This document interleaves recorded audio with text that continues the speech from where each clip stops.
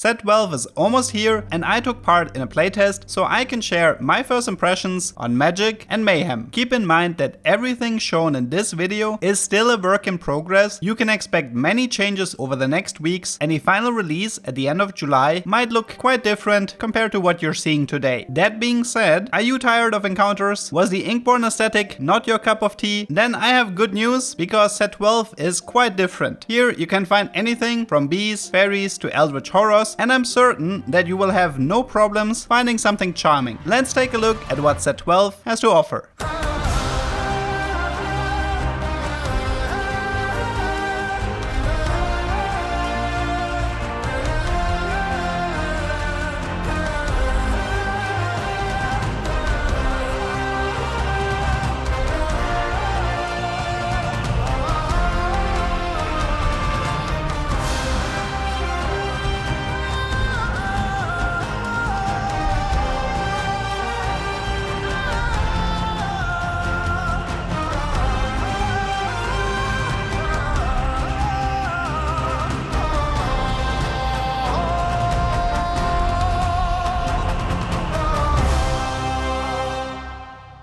Honestly, I can't wait to start pumping out set 12 content, but before we get into the details, I do have a personal goal for this set specifically. I totally wanna beat Frozen's subscriber count just purely for the bragging rights, and I can only do this with your help. So if you're looking to support my cause, or simply want to stay up to date with all the hidden mechanics set 12 has to offer, make sure to subscribe. Now there is a lot to cover, so let's kick things off with the new set mechanic called Charms. Every second shop, a charm will appear in your shop on the right. In the beginning, these charms will either be free or cost very little gold and usually grant a small combat boost to your team for one round only. If you buy a charm, then you won't receive a new one until the start of the next round. In stage 2, you can expect to receive consumables, bonus gold or target dummies, but in the late game they can have powerful effects like stunning the entire enemy team, or in some cases they can even grant you a second life. This set mechanic will take a few games to get used to, and here are some of the things that I've noticed playing around them. Since there are over 100 different charms in the game, all with varying effects, it will take a while to get used to them since you do have to read all of their descriptions. This will get easier over time once you get used to the more common choices that repeat themselves, but it makes it slightly more difficult to get familiar with this set. In the beginning though, everything starts off very simple. While you're building up your economy, you aren't re-rolling your shops in stage 2, so you will only see a charm every second shop and you can simply decide if you want to take it or not. The early game charms tend to be cheap and useful, so you can expect to take most of them with you just for a small combat boost or a bit of bonus gold. Starting in stage 3, when you might want to go for a roll down, this dynamic changes a bit. Especially if you're pressed for time, you will often slip into the habit of simply taking any low cost charm with the intent of simply preventing any other charms from showing up. This habit will help you to focus on your roll down and quite frankly seems quite necessary in these high pressure moments, since you're otherwise losing a considerable amount of shops, which will hurt your chances of finding a 3-star unit. Towards late game, the dynamic changes again. In later stages, you find much more powerful charms and you might find yourself in a spot where you can't really go for the next level or upgrade any of your units. I think anybody can relate to being in a spot, and I do think this is where the set mechanic truly shines. You can now utilize the remaining gold in your bank that would be wasted otherwise to find a powerful combat charm to hopefully improve your final placement. Maybe you want to add a huge dragon on your board to act as an additional frontline, or you have all of your units dodge all incoming attacks for the first few seconds of combat to buy more time for your carries. There are a lot of different ways to boost the power of your team and stay alive one round longer. To summarize, I think charms will take a little bit of time to get used to, as you do have to adjust your playstyle around them, but I do appreciate how they can impact your game in a meaningful way. I do like stuff like getting a magnetic remover and reforger to slightly improve my item build, and it's nice to know that it's possible to receive +1 to my highest trait to potentially take out my opponent with a temporary prismatic trait. Next, let's talk about the theme, because this is arguably the strongest point of this set. It's all about magic, but not always in the way you would expect. For example, if a trait is called Frost, you might expect a lot of crowd control, but only Zillion is actually capable of stunning someone. Instead, the trait is all about about creating ice soldiers that fight for you when you take out enemy units. Going deeper into the trait grants you more soldiers, and they can even explode for some significant magic damage if you max out the trait. But you shouldn't expect everything to be about elements like in set 2. Instead, Riot makes pretty good use out of their available skin lines. For example, Sugarcraft has a 2, 4 and 6 piece, and you gain stacks based around your item components. In concept, this trait is quite similar to 8-bit, where you can reach different levels, which in return buff your units, and if you reach the highest level, then the game will start rewarding you with bonus loot. What I absolutely adore about this trait is that you literally are building a 7-layer cake. It starts off with the ingredients, and you can visually see the progress you made with the trait so far. Besides Sugarcraft, another trait that I expect will be an absolute fan favorite is Honeymeny. While in concept it is quite close to Laser Core from set 8, there is just something so much more satisfying when you're shooting bees. The trait is full of lower cost units, so it's the perfect trait to aim for if you enjoy reroll comps. With Blitzcrank, Ziggs and Kog'Maw, you have a great core to roll for, and while it might fall off in the late game, you likely still have a good time. The only problem you might run into is that the trait might be too popular, so you can expect to be contested a lot, but on the upside, Riot is adding more units to the tier 1 pool, and some of the charms will definitely help to find your upgrades. One more trait definitely worth mentioning is Arcana. This is a really cool take on a flex trait that can fit into almost every comp. The way it works is very simple. Once you activate the trait, you get an item that you can use on any Arcana unit, and your entire team receives a specific buff based on the unit you've chosen. Ari is great when you're playing reroll comps, Seraph gives you bonus true damage for the amount of charms you've bought, while Tam and Hecarim give out a flexible combat buff. Outside of traits, I also want to talk about some of my favorite units so far. I absolutely love playing Morgana. Her ability summons a bunch of bats that target the lowest HP enemies, and the bats also execute enemies below 25%